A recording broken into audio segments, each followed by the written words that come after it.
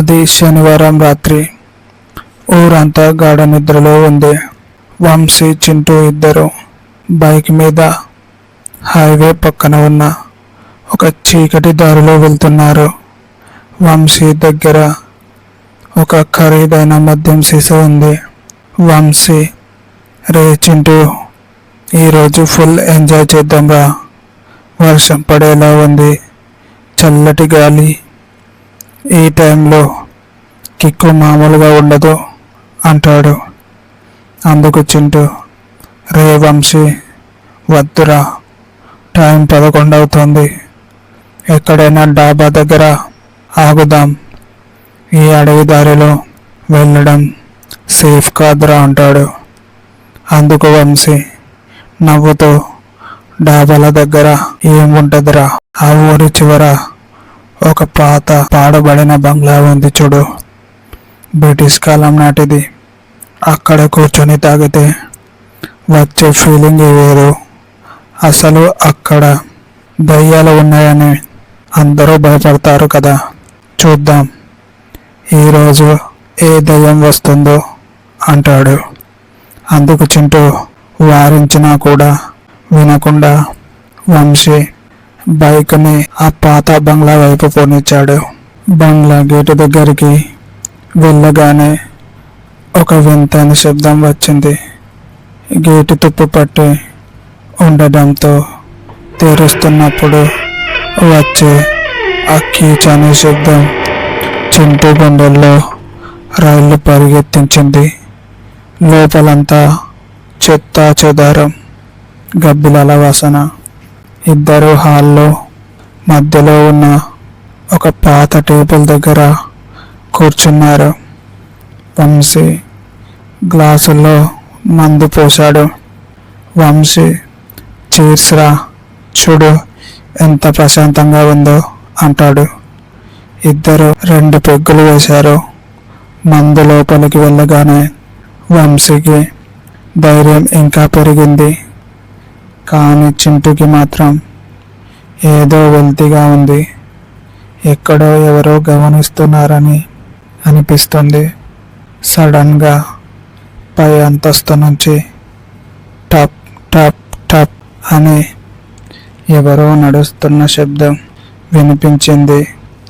చింటూ వణుకుతూ, రే వంశీ, విన్నావా, పైన ఎవరో ఉన్నారా, రే వంశీ, విన్నావా, పైన ఎవరో ఉన్నారా, పదా వెళ్ళిపోదాం అంటాడు.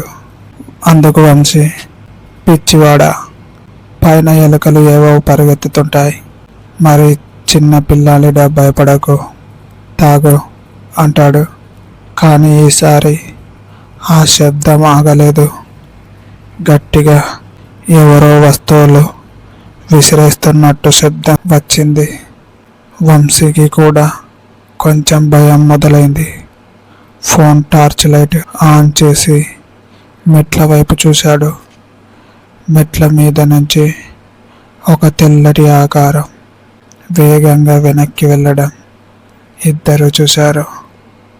కానీ ఈసారి ఆ శబ్దం ఆగలేదు.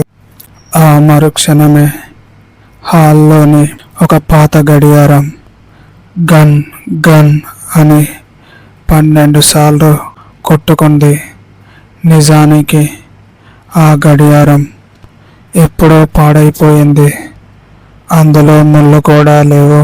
భయంతో వంశీ, చింటూ పరుగున బయటకు వెళ్దామని గేటు దగ్గరికి వచ్చారు.